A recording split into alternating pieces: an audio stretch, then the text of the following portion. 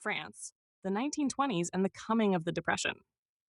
When the Depression came to France, right wing agitation of fascist type made more headway than in Britain or the United States. Earlier in the 1920s, France was 827 1 for 52, preoccupied with recovery from the physical destruction of the war, the instability of public finances, and the fear of a resurgent Germany. Immediately after 1919, and for most of the 1920s, the government was run by coalitions of parties of the conservative right. That is, parties supported by business and financial interests, well disposed toward the army and church, and determined to maintain the traditional order in domestic affairs. In contrast to Britain, Germany, and the United States, for example, France continued to exclude women from the right to vote. For a brief time, from 1924 to 1926, the radical socialists were in control. This party of the moderate left, whose leader was Édouard Herriot, served as spokesman for the lower classes, small business, and farmers. It advocated progressive social legislation, but only so long as increased taxes were not necessary.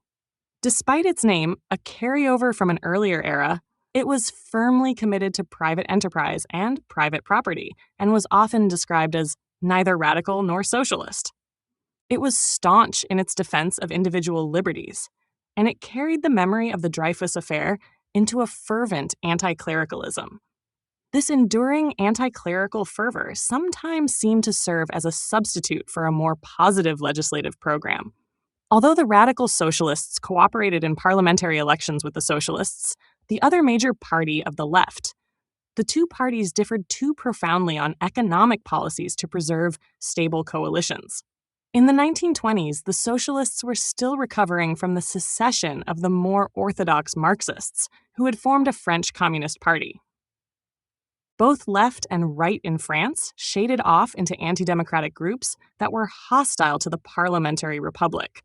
These included the communists on the left, who sat in parliament and took part in elections, and on the extreme right, royalists of the Action Française and other anti-republican organizations, which also remembered the Dreyfus Affair as a struggle against the dangers of French republicanism, and which operated principally outside the chamber as militant and noisy pressure groups. Hostility to the Republic. 1453, the outstanding figure of the moderate conservative right was Raymond Poincaré, who sent troops into the Ruhr in 1923 when the Germans failed to pay reparations, and who also saved the franc. The reparations question was extremely important for French finances. The country had undertaken a large-scale reconstruction program to repair the wartime devastation of northern and eastern France, and the French government had counted upon the defeated enemy to pay. When German reparations were not paid as anticipated, the public debt mounted. A balanced budget became impossible, and the franc declined precipitously. The huge war expenditures, heavy loss of foreign investments, notably in Russia, and an outmoded taxation program that invited widespread evasion added to French difficulties. After 1926, when the financial crisis reached a climax, a national union ministry under Poincaré inaugurated new taxes, tightened tax collection, cut down drastically on government expenditures to balance the budget, and eventually stabilized the franc at about 1/5 its pre-war value. The internal debt was thus in effect largely repudiated, to the despair of many bondholders, but the threat of a runaway inflation like that of Germany's Weimar Republic was avoided. From 1926 to 1929, France prospered. New factories, replacing those destroyed in the war, were modern and up to date. The index of industrial production rose. Tourists flocked in. As in many other countries, however, workers did not share proportionately in the prosperity of the 1920s, and labor unions still had little influence on the French government's social policies. Poincaré's measures. The Great Depression came later to France and was less severe than in the United States or Germany. Trade declined. Unemployment increased. In 1935, close to 1,828,000 workers were unemployed, and half of those employed worked part-time. Industrial production, which in 1930 was 40% above the pre-war level, sank by 1932 back to the production rates of 1913. Faced with such 1454 economic challenges, the government returned to an older pattern of unstable, short-lived ministries. 5 ministries rapidly succeeded one another in 1933, and there were some 40 during the interwar years. The Depression-era cabinets followed a policy of national retrenchments, tried to reduce government expenditures, clung to the gold standard, and faced the threat of an aggressive new government in Germany, where Adolf Hitler had become chancellor in 1933. Britain repeatedly used its armed forces to suppress the movement for Irish independence during and after the First World War. The British Army thus operated in Ireland's cities as a kind of special police force. These troops were holding back the crowd in a Dublin street while other soldiers conducted a raid on Irish nationalists in 1921, shortly before the Irish Free State was finally established. Hulton Archive, Getty Images. Depression. Ferment and the Popular Front. In the uneasy years of the Great Depression, the latent right-wing hostility to the French Republic came to the surface. Fascist-type leagues appeared in open imitation of Italian and German fascist organizations, many obtaining funds from wealthy industrialists. The 829, 1455 Older Action Française and right-wing veterans associations, like Colonel de la Rocque's Croix de Feu, continued to be active. The same elements that had been anti-republican, anti-democratic, or monarchist since the French Revolution, and that in the 19th century had rallied behind Boulanger and denounced Dreyfus, now grew more strident in their attacks on the parliamentary republic. Although the Great Depression was at first less severe in France than in other European countries, rising unemployment eventually contributed to a new political mobilization of French workers. The Popular Front government that came to power in 1936 thus enacted legislation to support collective bargaining and to establish a 40-hour week for people like these workers at a Parisian subway construction site, Getty Images. In 1934, it seemed for a moment that the long-awaited opportunity for an anti-republican breakthrough had emerged. A political and financial scandal shook the country. A financial manipulator and adventurer with important political connections, Serge Alexandre Stavisky, induced the municipal authorities at Bayonne to launch a flotation of worthless bonds. When the scheme was exposed, Stavisky fled and apparently committed suicide. The sensationalist press and right-wing political agitators encouraged the rumor that he had been shot by the police to prevent the implication of high-ranking politicians. A clamor went up accusing the government of involvement in the financial scandal.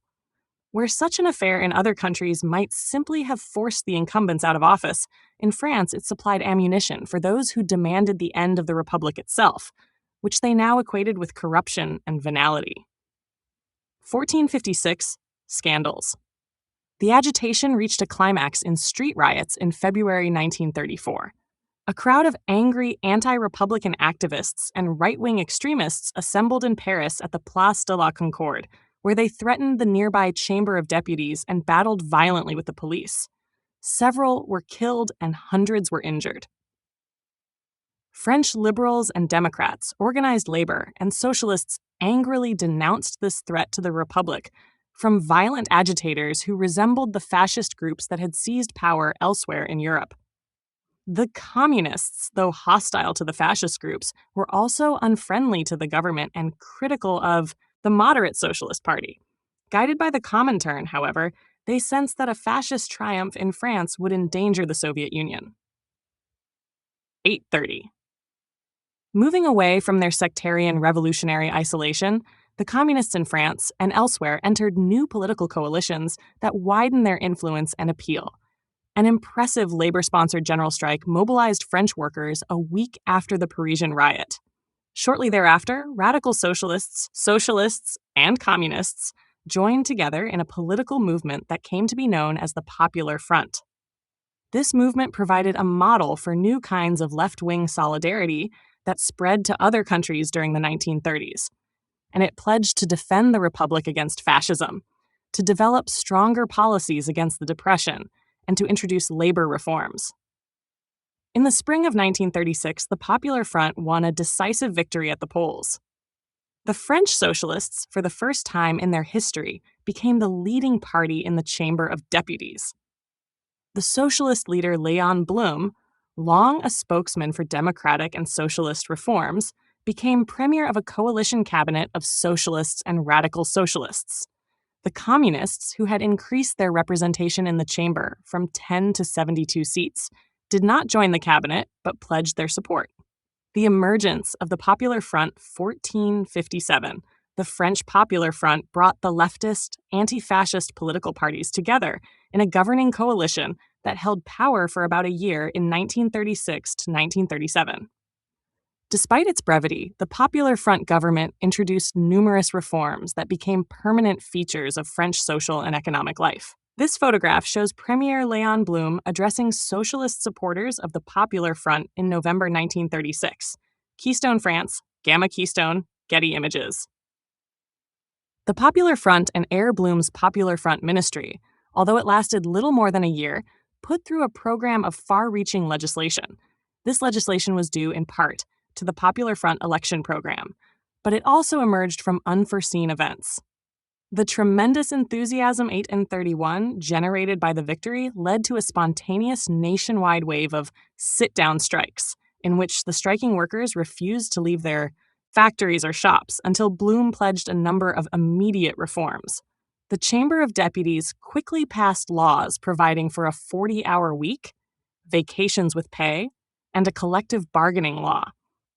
The encouragement given to collective bargaining led to the nationwide signing of collective labor contracts for the first time in the country's history, and to enormous growth in trade union membership, from about 1 million to 5 million over a year's time. Other legislation was important too. Steps were taken to nationalize the armaments and aviation industry. 458th, the fascist armed leagues were, at least in theory, dissolved. The Bank of France was reorganized and placed under government control to break the power of the nation's close-knit economic elite, the so-called 200 families. Machinery was established for the arbitration of labor disputes. Aid was given to farmers through price fixing and government purchases of wheat. All these measures aimed at both economic recovery and social reform. Blum spoke openly of his program as a French New Deal, thus suggesting that the actions of the Popular Front were similar to President Roosevelt's social reforms in the United States. But French conservatives and the quasi-fascists to their right cried revolution. They uttered dark predictions that a French Lenin would follow Blum. They did not conceal their sullen resentment at what had come to pass: the fate of Catholic France in the hands of a leftist, a socialist, and a Jew. Some believed that political interventions by a conservative warrior from outside the country, one who had demonstrated his anti-Bolshevism, would be preferable to the Popular Front. They envied the protection given to established interests by Mussolini, and there were those who, it was said, even muttered better Hitler than Léon Blum, overdue measures for reform and recovery. The Popular Front reforms, long overdue though they were, came to France at a time when the sands of the post-war international treaties were rapidly running out. While France had a 40-hour week, German arms plants were operating at full capacity. In the shadow of Nazi remilitarization, a rearmament program had to be undertaken at the very same time as reform. Even moderates argued that the country could not afford both. Opposition from many quarters hindered success. French employers balked at cooperating in the new labor reforms and tried to pass on rising production costs to consumers. Disgruntled workers were unhappy about the price rises that canceled out their wage gains. Both employers and labor applied the 40-hour week in such a manner that plants were shut down for 2 days a week instead of operating in shifts, as the law had made possible. Nothing could check the flight of gold from 459th the country. Industrial production hardly rose. Even in 1938, when production showed substantial recovery in other countries, it was only 5% higher in France than at the depth of the Depression. In July 1936, the Spanish Civil War had broken out. The communists attacked the Blum government for refusing aid to the hard-pressed Spanish Popular Front government, which was fighting fascist forces across the Pyrenees. Blum, following the lead of Britain and fearful also of opposition within an already divided France, resisted involvement. In 1937, after a year in office, the Blum government was overthrown by the Senate, which refused to grant it emergency financial powers. The Popular Front coalition rapidly disintegrated. By mid-1938, the radical socialists had abandoned their allies on the left and formed a new conservative ministry under Édouard Daladier, whose attention was increasingly occupied by the international crisis. Little remained of the Popular Front, or indeed of the Strength of Labor, 832, which declined rapidly and exhausted itself further by an unsuccessful general strike that protested nullification of the 40-hour week. Although the conservative government did not overturn all of the recent social reforms, French workers found that 1936 had gone the way of other great years. In French history, the comfortable classes had been thrown into panic by the social turmoil. Internal division and class hatreds had grown sharper. Yet the French democracy, the Third Republic itself, had been successfully preserved and its domestic enemies repulsed, at least for a time. The overthrow of Blum's government 1460, the French Popular Front ministry introduced numerous social changes after coming to power in 1936. One of the most popular reforms required employers to offer paid vacations, so this dancing couple was able to enjoy a new paid holiday at a seaside cafe. Roger Violette, Getty Images. 833 Western Europe and the Depression. 1461, Britain and France, and indeed all Western Europe, Europe's inner zone, never fully recovered from the Great Depression before the Second World War. When economic expansion resumed after the war, the interwar years seemed like a deep trough in Europe's economic history. Western Europe barely maintained its old industrial equipment during the Depression and was unable to utilize even its existing machinery to capacity. Moreover, as the events of 1929 had clearly shown, Europe's economy was increasingly affected by industrial and financial systems in the United States, and the USSR was becoming an industrial giant. Europeans in the 1930s could see that they were gradually losing control of their own economic destiny. There were other signs of decline. The birth rate in Western Europe in the 1930s fell to its lowest recorded levels as people postponed marriage or limited the size of their families because of economic and psychological stresses. Birth rates did not run significantly higher than death rates. The population was stagnating and growing older. There was a scarcity of middle-aged men because of the casualties of the First World War. Politically, neither British nor French democratic political leaders were able to cope with the economic dilemmas of the Depression era. The socialists also struggled to propose new responses to the continuing economic crisis. Finding little practical guidance for specific policies in Marxian economics, they were unable to renew or reinvigorate their own doctrines in any significant way. Other signs of decline, 98. Italian fascism. Though they shade into each other imperceptibly, it is possible to distinguish dictatorship from totalitarianism. Dictatorship, an old phenomenon in history, has commonly been regarded as a mere expedient, designed for emergencies and believed to be temporary. At most, it is a theory of government to justify the authoritarian exercise of state power. Totalitarianism, as it arose after the First World War, was not merely a theory of government, but a more comprehensive theory of life, 1462, and of human nature. It claimed to be a permanent form of society and civilization, and insofar as it appealed to emergency for justification, it regarded life itself as an everlasting emergency. This new kind of totalitarianism, when it emerged in Western Europe, came from the political right and carried significant theoretical differences from Russian communism, which it vehemently rejected. Yet the repressive methods, the cult of the leader, and the system of one-party rule characterized totalitarian regimes on both the left and the right. The first of the new right-wing totalitarian movements to seize power in Europe appeared somewhat unexpectedly in Italy in the form of fascism. Mussolini and the fascist seizure of power.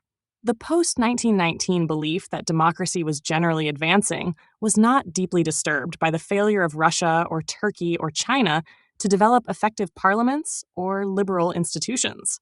Most Europeans regarded these regions as lagging countries that were still mired in the throes of revolution. Someday, when conditions quieted down, it could be supposed They would move toward the kinds of democratic systems that had been established earlier in Europe. Italy thus became a jarring exception to the apparent victory of 834 democracy in European societies, because the Italians had always been an integral part of European history. Although Italy had accepted parliamentary liberalism and other democratic institutions since 1861, Benito Mussolini seized control of the Italian government in 1921 and proclaimed the new ruling ideology and political system of fascismo. The birth of Fascismo Mussolini, born in 1883, the son of a blacksmith, was a fiery and pugnacious character who before the war had followed the career of professional revolutionary, left-wing socialist, and radical journalist. He had read and digested Marxist writings, but also works such as Sorel's 1463 Reflections on Violence and the writings of Nietzsche. During the war, he turned intensely nationalist, clamored for Italian intervention on the side of the Allies, and demanded the conquest from Austria of Italia Irredenta, the unredeemed Italian lands to the north and across the Adriatic. In the war, he served as a corporal. In March 1919, he organized, mainly from demobilized and restless ex-soldiers, his first fighting band, or Fascio di Combattimento. Fascio meant a bunch or bundle, as of sticks. It called to mind the Latin fasces, or bundle of rods, carried by the lictors in ancient Rome as a symbol of state power, for Mussolini loved to conjure up ancient Roman glories. In 1919, Italian glories were dim. Italy had entered the war on the side of the Allies, quite frankly, to gain new territorial and colonial spoils. The secret Treaty of London in 1915 had promised the Italians certain Austrian lands and a share in German and Ottoman Turkish possessions. During the war, Italian arms did not especially shine, and Italian troops suffered a disastrous defeat in a battle against the Austrians at Caporetto in 1917. Yet Italy lost over 600,000 lives in the war, and the Italian delegates came to the Versailles Peace Conference confident that their sacrifices would be recognized and their territorial aspirations would be satisfied. They were rapidly disappointed. Wilson refused to honor the provisions of the London Secret Treaty and other demands of the Italians. Britain and France displayed no eagerness to side with Italy. The Italians received some of the Austrian territories promised to them, but to their resentment, they were given no part of the former German or Ottoman Turkish possessions as mandates. After the war, Italy, like other countries, suffered from the burden of wartime debt and from acute post-war depression and unemployment. Social unrest spread. In the countryside, land seizures took place, not in any significant proportions, but enough to spread concern among landowners. Tenant farmers refused to pay rents, peasants burned crops and destroyed livestock. In the cities, great strikes broke out in heavy industry and in transportation. Some of the strikes turned into sit-down strikes, the workers refusing to leave the plants. Demands were raised even for worker control of the factories. Moderate socialist and labor leaders disavowed all such extremism, but left-wing socialists who, as elsewhere, 1464 had turned communist and joined the Third International, fanned the existing discontents. Meanwhile, armed bands of young men, most prominent of whom were the black shirts or fascists, brawled with communists and ordinary workers in the streets. By the late summer of 1920, the strikes and the agrarian unrest had subsided, although violence in the streets persisted. Social unrest. During the months of turmoil, the government refrained from any bold action, and the already low respect for Italy's parliamentary system sank even lower. In 1919, the first post-war election gave impressive victories to the Socialist Party and a new Catholic Popular Party. The latter were also called Christian Socialists. In 1921, in the wake of the post-war disturbances, new elections were held. Despite concerns about the recent social turmoil, liberals and Democrats, moderate socialists, and the Catholic Popular Party, 835, were all returned in large numbers. Mussolini's fascist movement won only 35 of the 500-odd seats. This less than impressive showing was the best the fascists ever achieved in a free election, but the fascist ranks were nonetheless swelling outside the regular channels of electoral politics, in the backwash, as it were, of the post-war unrest. 1465 fascist groups joined a March on Rome that sought to displace Italy's liberal democratic government in October 1922. Mussolini joined the march as the black shirts entered the capital, and he is seen here, in civilian clothes, leading his fascist followers through the city, shortly before he became prime minister in a new coalition ministry. Ullstein billed DTL, Getty Images. Mussolini and the fascists at first went along with the radical tide. They did not disapprove the factory seizures. They inveighed against plutocracy and war profiteers, and called for a high levy on capital and profits. But Mussolini was more interested in seizing power than in defending principles or the economic interests of the lower classes, and he soon came forward with his fascists as the upholders of national law and order, and hence property. He now pledged battle against the forces dissolving victory and nation. Although the social agitation subsided, burning itself out on its own, and there had never been any real threat of a Soviet-style revolution in Italy, the propertied classes had gone through a great fright. They found comfort in the fascist movement and were willing to lend it financial support.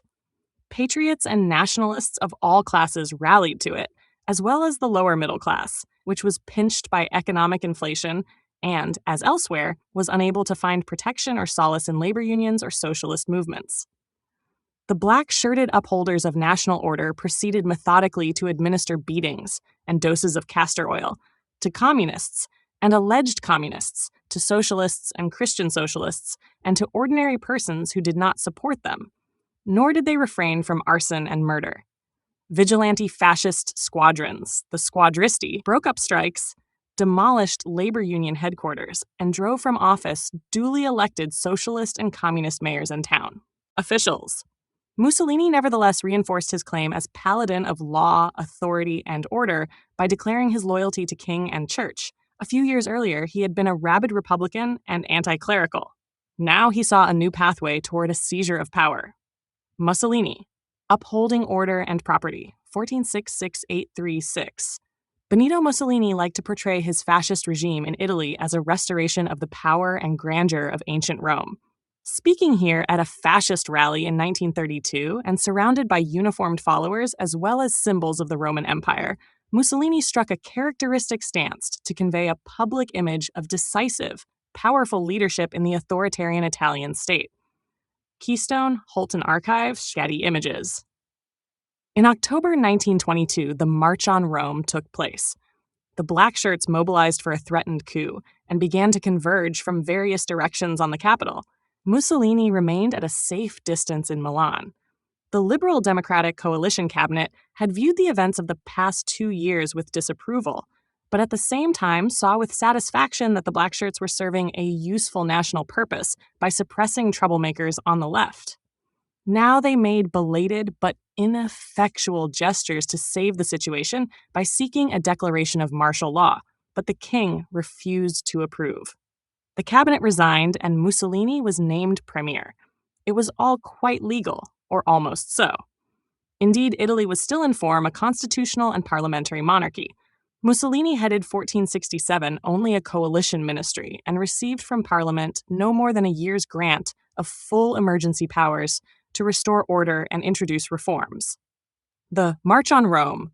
But Mussolini wanted to create a permanent authoritarian government, and it soon became clear that the fascists were undermining democratic institutions as they consolidated state power in their own hands. Before the expiration of his emergency powers, Mussolini forced through Parliament a law providing that any party securing the largest number of votes in an election should automatically receive 2/3 of the seats in the legislature. The 2/3 law was not even necessary. In the 1924 elections, although 7 opposition slates appeared, the fascists, aided by control of the electoral machinery and the use of squadristi, received well over 3/5 of the total vote. After the elections of 1924, the highly respected socialist deputy Giacomo Matteotti publicly exposed hundreds of cases of armed fascist violence, fraud, and chicanery. He was murdered by fascists. There was widespread indignation in the country, and the press clamored for Mussolini's 837 resignation. The left and centrist parties, in an act that proved to be a serious miscalculation, withdrew in protest from the chamber, wanting to have nothing to do with such a government. Mussolini, not directly involved in the assassination, expressed a willingness to punish the perpetrators, but eventually took full responsibility and moved to consolidate his dictatorship. Within a few years, he reduced the Italian parliament to a non-entity, placed the press under censorship, abolished the labor unions, deprived labor of the right to strike, and abolished all political parties except the Fascist Party. Matteotti's murder, 1468. 68. The fascist state. Fascism in the 1910s was an innovation that the rest of the world was slow to understand. In his more flamboyant moments, Mussolini strutted, stuck out his jaw, and glared ferociously. He jumped through flaming hoops to show his virility and had his chief subordinates do likewise. To the outside world, this seemed an odd way of demonstrating fitness for public office. He denounced democracy as historically outmoded and declared that it accentuated class struggle, split people into countless minority parties, and led to selfishness, futility, evasion, and empty talk. In place of democracy, he preached the need for vigorous action under a strong leader who had no need for parliamentary institutions or a free press. He himself took the title of leader or deuce. He denounced liberalism, free trade, laissez-faire, and capitalism, along with Marxism, materialism, socialism, and class consciousness, which he said were the evil offspring of liberal ideas and capitalist economies. In their place, he preached national solidarity and state management of economic affairs under the same leader's far-seeing and audacious vision. And in fact, Mussolini's authoritarian methods may have brought a limited kind of new efficiency to Italian society. As the saying went, he made the trains run on time. Popular protests, democratic rights, and independent labor unions were all suppressed, however, and Italians paid a high political price for whatever limited changes he imposed on the Italian economy. Mussolini introduced, at least in theory, the syndical or corporative state, which had been discussed in both left and right-wing circles for many years. Left-wing syndicalism, especially before the First World War, looked to revolutionary labor unions to expropriate the owners of industry and then to assume the direction of political and economic life. A more conservative syndicalism had been endorsed and encouraged by the Catholic Church, with which Mussolini made his peace when he signed with the papacy the Lateran Accord in 1929, recognizing the independence and sovereignty of Vatican City. The more conservative type of syndicalism looked nostalgically toward a revival of the medieval guilds, or corporations, in which master and journeyman, employer and employees had labored side by side in a supposedly golden age of social peace. 1469, the corporative state. The fascist corporative system, however, did not resemble the older syndicalist theories, because in practice the hand of the state was writ large, something that neither of the earlier corporative doctrines had anticipated. The system went through a number of complicated stages, but as it finally emerged in the 1930s, it provided for the division of all economic life into 22 major areas, for each of which a corporation was established. In each corporation, representatives of fascist organized labor groups, employers, and the government determined working conditions, wages, prices, and industrial policies. And in a national council, these representatives were supposed to devise plans for Italy's economic self-sufficiency. In each case, the role of government was decisive, and the whole structure was under the jurisdiction of a minister of corporations. As a final step, these corporative economic chambers were integrated into the government proper, so that in 1938, the old 838 Chamber of Deputies was superseded by a Chamber of Fasces and Corporations, representing the corporations and the Fascist Party, all of its members selected by the government and not subject to popular ratification. 1470, the Italian Fascist Party sought to bring all individuals and social groups under the control of an authoritarian national state. This woman at a fascist rally in Rome exemplified a disciplined, nationalized gender identity that the Italian government regularly promoted during the 1930s. Holton Archive. None of this was democratic, but the fascists claimed that their corporative system was an improvement over democracy. A legislature in an advanced economic society, they said, should represent not political parties and geographical constituencies, but economic occupations. Organization along such lines would do away with the anarchy and class conflict engendered by free capitalism, which only sapped the strength of the national state. In the end, real authority rested with the government. The head of the government, the deuce, who settled most matters by decree. In point of fact, social unrest and class conflict were ended, not by the corporative system as such, but by the prohibition of strikes and lockouts and the abolition of independent labor unions. The corporative system represented the most extreme form of state control over economic life within a framework of private enterprise and a capitalist economy, that is, one in which ownership continued to rest in private hands. It was the fascist answer to Western-style democracy and to Soviet proletarian dictatorship. Fascism, said Mussolini, is the dictatorship of the state over many classes cooperating. State control of economic life. When the Depression struck, none of Italy's economic controls availed very much. Mussolini was eager to lay upon the world depression the blame for Italy's continuing economic ills. He turned to a vigorous program of public works and to increasing economic self-sufficiency. Throughout the fascist era, however, no fundamental reform changed the status of the farmers and peasants. The existing structure of society, which in Italy meant social extremes of wealth and poverty, remained unaltered. Fascism provided neither the economic security nor the material well-being for which it had demanded the sacrifice of individual 1471 freedom and democracy. It undeniably, however, substituted a widespread psychological exhilaration, a feeling that Italy was undergoing a heroic national revival. And after 1935, to support that feeling, Mussolini turned increasingly to military and imperialist adventures. 839. Some people in other countries came to regard fascism as a possible alternative to democratic or parliamentary government, as an actual corrective to troubles whose reality no one could deny.